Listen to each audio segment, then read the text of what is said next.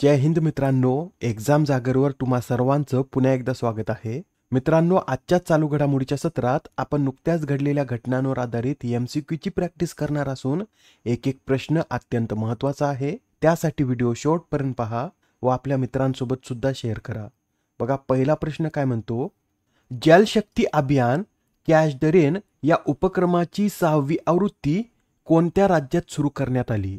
या प्रश्नाचं उत्तर आहे पर्याय क्रमांक 1 म्हणजेच या उपक्रमाची 6वी आवृत्ती ही हरियाणा या राज्यात सुरू करण्यात आली. मित्रांनो, हा प्रश्न महत्त्वाचा का आहे तर हे जे जलशक्ती अभियान कॅच द रेन उपक्रम आहे याच्या आतापर्यंतच्या 5 आवृत्ती या दिल्लीमधूनच सुरू करण्यात आल्या होत्या व आता पहिल्यांदाच हा उपक्रम दिल्लीच्या बाहेर सुरू करण्यात आला. आणि या उपक्रमाची 6वी आवृत्ती कधीपासून सुरू करण्यात आली असं जर विचारलं तर 22 मार्च पासून याची 6वी आवृत्ती हरियाणातील पंचकुला येथून सुरू करण्यात आली. या मोहिमेत पाण्याची टंचाई असलेल्या देशातील 148 जिल्ह्यांवर विशेष लक्ष केंद्रित केलं जाणार आहे. यावेळेसच्या उपक्रमाची थीम काय आहे तर जलसंचय जनभागीदारी जनजागरूकता की ओर अशी यावेळेसच्या या जलशक्ती अभियान कॅच द रेनची थीम आहे. मित्रांनो, हे अभियान कधी सुरू करण्यात आलं होतं तर हे अभियान 2019 मध्ये सुरू करण्यात आलं असून याला 2021 मध्ये जलशक्ती अभियान कॅच द रेन असं नाव देण्यात आलं. महत्वाचा प्रश्न आहे, एवढे सर्व पॉइंट नोट करून घ्या. आणि आता हा प्रश्न पहा, अलीकडेच इंडोनेशिया या देशाने ब्रिक्सच्या न्यू डेव्हलपमेंट बँकेत सामील होण्याची घोषणा केली, तर या बँकेचे सध्या किती देश सदस्य आहेत?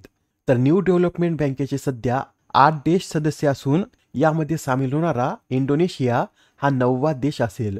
इंडोनेशिया अलीकडेच ब्रिक्स संघटनेत सुद्धा सामील झाला असून ब्रिक्स संघटनेत सामील होणारा इंडोनेशिया कितवा देश आहे तर ब्रिक्स संघटनेत सामील होणारा इंडोनेशिया हा 10वा देश आहे. व आता या ब्रिक्स बँकेचं सदस्यत्व मिळाल्यानंतर ब्रिक्स बँकेत सामील होणारा इंडोनेशिया हा 9वा देश ठरेल. बरं, या ब्रिक्स बँकेचे इतर 8 सदस्य देश कोणते तर नोट करून घ्या.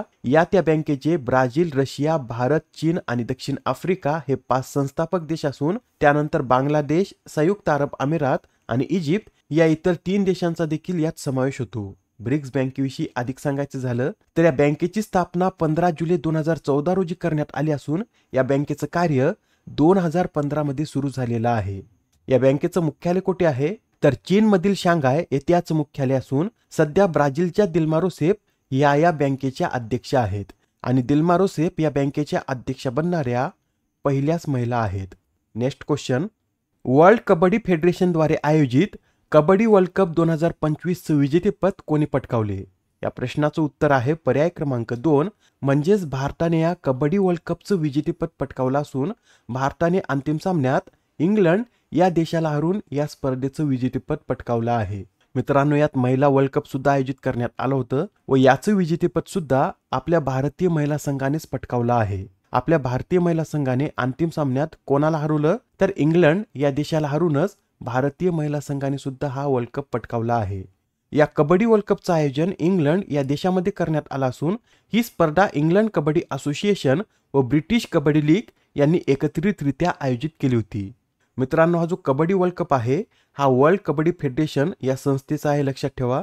कारण आंतरराष्ट्रीय कबड्डी फेडरेशनद्वारे सुद्धा एक कबड्डी वर्ल्ड कप आयोजित केला जातो व अशा प्रकारे आपल्याला कबड्डीचे 2 वर्ल्ड कप पाहण्यास मिळतात. ठीक आहे, एवढे पॉइंट लक्षात आले असतील. तर आता हा प्रश्न पहा, गोवा शिपयार्ड लिमिटेडने प्रोजेक्ट 1135.6 अंतर्गत लॉन्च केलेल्या जहाजाचं नाव काय आहे? तर आता गोवा शिपयार्डने प्रोजेक्ट 1135.6 अंतर्गत एक युद्धनौका लॉन्च केली असून त्याचं नाव तवस्या असं आहे. काय आहे तर तवस्या असं या जहाजाचं नाव आहे. आणि मित्रांनो, हा जो प्रोजेक्ट आहे या प्रोजेक्ट अंतर्गत भारताने रशियासह एकूण 4 जहाज निर्माण केले असून यापैकी 2 जहाज हे रशियामध्ये तर 2 जहाज हे आपल्या भारतात बांधण्यात आले आहेत. आणि भारतामध्ये या जहाजाची निर्मिती करण्याचं कार्य कोणत्या शिपयार्डनं केलं तर गोवा शिपयार्ड लिमिटेडने या जहाजांच्या निर्मितीचं कार्य केलं आहे.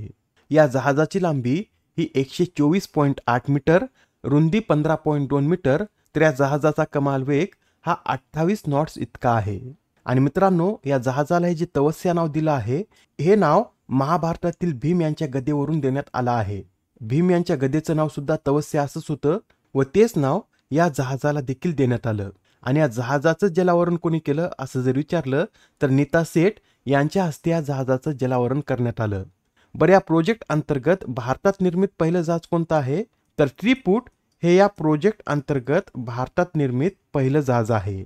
नेक्स्ट क्वेश्चन, 2025चा संगीत कलानिधी पुरस्कार कोणाला जाहीर झाला? कोणता पुरस्कार आहे? तर संगीत कलानिधी पुरस्कार, व हा पुरस्कार आर के श्रीरामकुमार यांना जाहीर झाला आहे. आर के श्रीरामकुमार हे कर्नाटक संगीत क्षेत्रातील एक प्रतिष्ठित व्यक्तिमत्व असून ते एक व्हायोलिन वादक आहेत.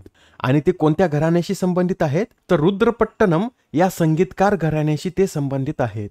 यासच यामध्ये नृत्य कलानिधी पुरस्कार हा नृत्यांगना उर्मिला सत्यनारायण यांना जाहीर झाला आहे. तर संगीत कला आचार्य पुरस्कार गायिका श्यामला व्यंकटेश्वरन आणि थविल उस्ताद TR गोविंदराजन यांना जाहीर झाला आहे. बरा, संगीत कलानिधी पुरस्कार कोणत्या राज्याद्वारे देण्यात येतो? तर हा पुरस्कार कर्नाटक राज्याद्वारे देण्यात येत असून हा कर्नाटक राज्यातील संगीतातील सर्वात प्रतिष्ठित पुरस्कार आहे. आता हा प्रश्न पहा, यात काय विचारला आहे? तर क्षयरोग मुक्त भारत मोहिमेत उत्कृष्ट कामगिरीबद्दल कोणत्या राज्याला सन्मानित करण्यात आले? या प्रश्नाचं उत्तर आहे पर्याय क्रमांक 4 म्हणजेच त्रिपुरा या राज्याला आता क्षयरोग मुक्त भारत मोहिमेअंतर्गत उत्कृष्ट कामगिरीबद्दल सन्मानित करण्यात आला आहे. मित्रांनो, भारताने 2025 पर्यंत क्षयरोग मुक्त होण्याचं लक्ष्य ठेवलं असून भारत TB ग्रस्त व्यक्तींना आर्थिक मदत देण्यासाठी निक्षय हा उपक्रम देखील राबवतो व या अंतर्गत TB रोग्यांना 1000 रुपये देण्यात येतात. बरा, क्षयरोग जीवाणूजन्य आजार आहे की विषाणूजन्य आजार आहे? तर हा जीवाणूजन्य आजार असून या आजारासाठी मायकोबॅक्टेरियम ट्युबरक्लोसिस हा जीवाणू कारणीभूत असतो. बरं, दरवर्षी जागतिक क्षयरोग दिन कधी साजरा केला जातो? तर 24 मार्च रोजी दरवर्षी जागतिक क्षयरोग दिन साजरा केला जातो. यावेळेसच्या दिनाची थीम काय होती हे कमेंटमध्ये नक्की सांगा. व आता हा प्रश्न पहा, नीती आयोगाचे पूर्णवेळ सदस्य म्हणून कोणाची नियुक्ती करण्यात आली? या प्रश्नाचं उत्तर आहे पर्याय क्रमांक 3 म्हणजेच राजीव गाबा यांची आता नीती आयोगाचे पूर्णवेळ सदस्य म्हणून नियुक्ती करण्यात आली. राजीव गौबा यांनी याआधी गृह सचिव म्हणून देखील कार्य केलेलं आहे. तसेच झारखंड या राज्याचे ते मुख्य सचिव देखील होते आणि आता त्यांना नीती आयोगाचे पूर्णवेळ सदस्य बनवण्यात आला आहे. नीती आयोगाची स्थापना कधी करण्यात आली? तर 1 जानेवारी 2015 रोजी याची स्थापना करण्यात आली असून याचं मुख्यालय दिल्ली येथे आहे व याचे पदसिद्ध अध्यक्ष पंतप्रधान असतात व सध्या पंतप्रधान नरेंद्र मोदी हे या आयोगाचे अध्यक्ष आहेत. सध्या उपाध्यक्ष सुमन के बेरी तर CEO हे BVR सुब्रमण्यम हे आहेत. पुढील प्रश्न, अलीकडे चर्चेत असलेली लार्ज फेज्ड ॲरे रडार प्रणाली ही कोणत्या देशाची आहे? मित्रांनो, ही जी LPAR प्रणाली आहे हे चीन या देशाची असून चीनने अलीकडेच म्यानमार सीमेजवळील युनान प्रांतात ही प्रणाली स्थापित केली आहे. ही रडार प्रणाली सुमारे 5000 किलोमीटर पर्यंतचा अंतर कव्हर करू शकते व यामुळे आता चीनला भारताच्या मिसाईल कार्यक्रमावर सुद्धा लक्ष ठेवता येणार आहे. व आता या आव्हानांचा सामना करण्यासाठीच भारत सुद्धा अश्विनी ही रडार प्रणाली खरेदी करत आहे. पुढील प्रश्न, अलीकडेच पार पडलेल्या फॉर्म्युला 1 चायनीज ग्रँड प्रिक्स स्पर्धेचं विजेतेपद कोणी पटकावले? या प्रश्नाचं उत्तर आहे पर्याय क्रमांक 4 म्हणजेच ऑस्कर पियास्ट्री यांनी या फॉर्म्युला 1 चायनीज ग्रँड प्रिक्स स्पर्धेचं विजेतेपद पटकावलं असून त्यांचं या चायनीज ग्रँड प्रिक्स स्पर्धेचं हे पहिलंच विजेतेपद आहे. ऑस्कर पियास्ट्री हे ऑस्ट्रेलिया या देशाचे खेळाडू असून ते मॅकलरेन या संघाचे सदस्य आहेत. मित्रांनो, अलीकडेच ऑस्ट्रेलिया ग्रँड प्रिक्सचं सुद्धा आयोजन करण्यात आलं होतं व या स्पर्धेचं विजेतेपद लँडो नॉरिस यांनी पटकावलं आहे. आजच्या सत्रामधील शेवटचा प्रश्न पहा, दरवर्षी आंतरराष्ट्रीय जन्म न झालेल्या बालकांचा दिन म्हणजेच international day of the unborn child हा कधी साजरा केला जातो? तर हा जो दिवस आहे हा दरवर्षी 25 मार्च रोजी साजरा केला जातो आणि या दिनाची स्थापना कोणी केली होती? तर पोप जॉन पॉल द्वितीय यांनी या दिनाची स्थापना केली होती. याबरोबरच हे सुद्धा नोट करून घ्या, दरवर्षी वर्ल्ड पपेट डे हा 21 मार्च रोजी साजरा केला जातो आणि यावेळेसच्या या वर्ल्ड पपेट डे ची थीम काय होती? तर robots, AI and the dream of the puppets अशी यावेळेसच्या या दिनाची थीम होती. या आधीच्या सत्रामध्ये तुमच्यासाठीचा प्रश्न होता, कोणत्या मंत्रालयाने राष्ट्रीय कर्मयोगी जनसेवा कार्यक्रम सुरू केला?